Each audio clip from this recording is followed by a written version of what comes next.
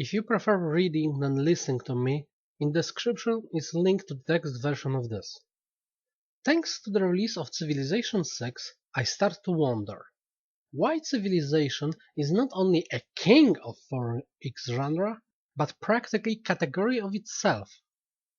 Steam Spy show us that Civ 5 has over 9.7 million owners. There is no other 4X game that came close to 2 million owners. This is like Civilization is sitting on top of Mount Everest and cheers other games for walking up the stairs. So why is it? Why is there such great gap between Civ and all other games? The first obvious answer is brand. Civ has been with us for over 25 years. It has devoted fanbase that gets hype, created fan content and generates more hype. The brand of Civilization is strong, and it adds to the game's status as a king of 4X genre. This is a big part of Civilization's success, but not the only one. SimCity was also having a big brand, but right now City Skylines is considered by most to be a superior product. So why did Civilization stay on top of 4X genre for over 25 years? Putting it shortly and simply, Civilization's biggest plus is its premise. The premise of leading a civilization from the beginning of the history, through centuries to the victory and domination over the whole world. You can battle with Julius Caesar and conquer Rome, flirt with Cleopatra, and thanks to the mods, kick ass of Nazi Germany, drop the bomb on Stalinist Russia, and prove once and for all that Poland ball can into space. Besides some freeware, all other 4X games use either science fiction or fantasy settings. This premise of historical-based game makes Civilization unique, and it gives her very powerful advantages over other games. So let's talk about what are those powerful advantages that Civilization have. We start with the basics, and their names are mundaneness, simplicity, and familiarity. Most if not all of the stuff in Civ is mundane, like radio. It is simple, like farms that will give you food, and it's familiar, like knights and castles. People understand them, which translates into wider audience grasping basics of the game and all interdependencies. To better illustrate my point, here are some examples from other games. Stellaris has energy credits. Please think for a moment about the phrase energy credits. Since they are energy, we can assume that they are generated in power plant. And since they are credits, they work as some kind of currency. Both these assumptions are actually true in the game. So the energy credits are both simple and familiar, however they are not a usual type of currency. On the other hand, Endless Legend have dust. If you are not familiar with Endless series, you have no idea what dust do. It works like a gold. You generate it like gold, mining and trade. You use it like gold, paying for maintenance of buildings and units. For 98% of the game, it is gold in everything but name. It is simple but not mundane or familiar. To make more direct comparison, in Civ we have forests and jungles as a type of terrain. In Endless Legend, there are 9 types of forests. 4 of them provide identical amount and type of resources.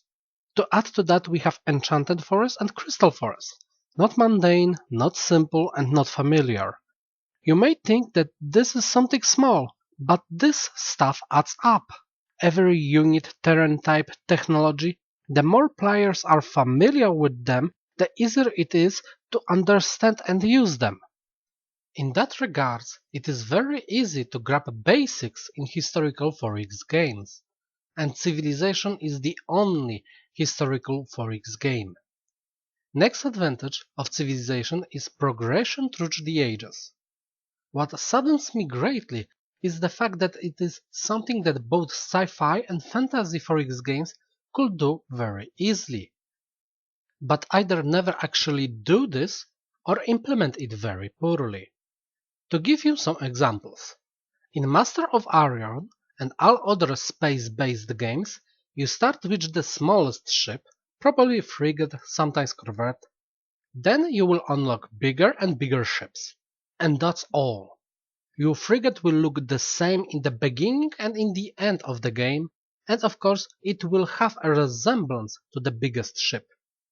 Contrast this with Civ, where you can just look at units and tell what era are you in.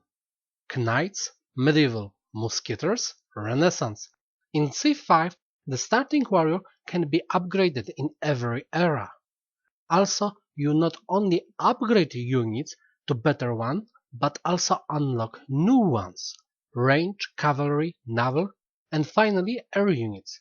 So not only Civilization upgrades old units in looks and statistics, but also adds new ones. It provides new elements to the battlefield.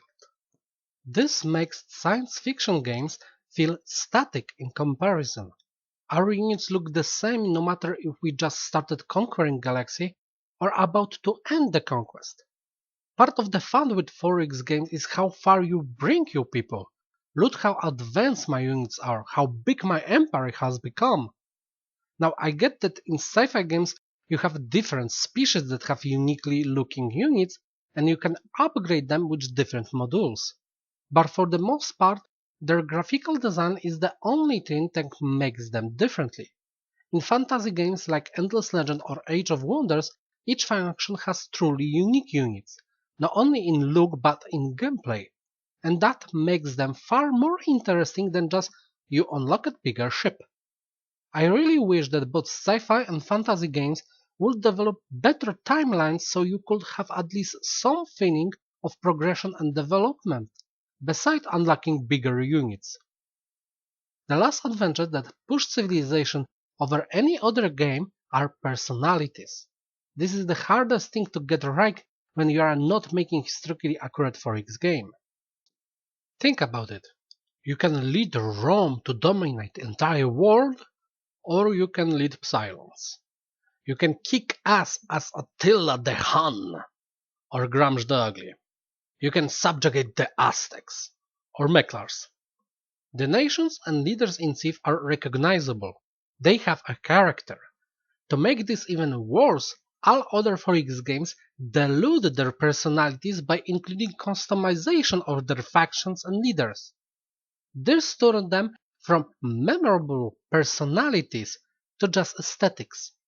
The biggest offender in that regard is the newest Master variant. In theory, it has great value in terms of designing its race's personalities. Each race has a leader and advisor that are splendidly animated and voice acted. There are just two big problems. First, some leaders and advisors are often completely out of sync. For example, Alkari are supposed to be dignity bird race. Their leaders look majestic and distinct. Alkari advisors, on the other hand, looks like a parrot crossed with a wacky sidekicks from Disney that screeches every time he speaks. Bolrati are proud bears, and their leaders show this. Their advisors look like an old veteran, but whenever you are on the research screen he speaks to you about learning new tricks, like he was some kind of circus monkey. Almost all advisors try to be wacky sidekicks, and many times instead of adding depth to the race, it diminishes it. They are on every panel doing their things, talking and advising. You will spend far more time with race advisors than with leaders. Leaders can be only seen in audience screen that you see very rarely. You will remember advisors, not leaders, so you will not remember dignified Alkari, you will remember screeching parrot. You will not remember proud Bulrati. You will remember old circus bear that learn new tricks. The second problem with races in Master Variant is that their mechanical stand can be recreated perfectly in customization screen. So you can take stats of Psylons and give them to Bulrati. This completely kills any personalities between them. Now I also want to mention Endless Legend because it makes great things with its faction in terms of allowing player to customize them. When you create custom faction, you choose affinity, They give you basic traits of that faction. For example, if you choose Broken Lord's affinity, you will get their aesthetics, their units and trait. That trait is they do not consume or produce food. This is because Broken Lords are energy beings enchanted into their armors. They do not need to eat. Instead, they consume dust to create new Broken Lords, which makes them something between robots and vampires. On the other hand, if you choose Cultist affinity, you will be able to have only one city. But a very neutral faction that you pacify will add 2 citizens to your city regardless of distance. This makes factions in Endless Legends far more memorable than those in the Master of Iron, despite the fact that Endless Legends do not have advisors voice acted or even animated. Leaders are barely moving, and as introduction for the faction serves a short cutscene at the beginning of the game. Now, those science faction or Fantasy 4X games can do all these points. The progression and characters absolutely. With simplicity and familiarity they will have little problems, but nothing that a good tutorial can fix. But historical based 4X games must do it.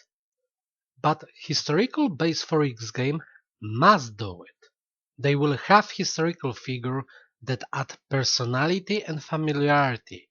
There will be progression because without it the whole premise have no sense. All stuff will be mundane, and it will play into people's fantasy of becoming leader of nation and ruler of the world. Okay, I will be finishing this video. I hope that you enjoy it. And what are your thoughts on this issue? Do you agree or disagree? Please leave the comment and have a nice day.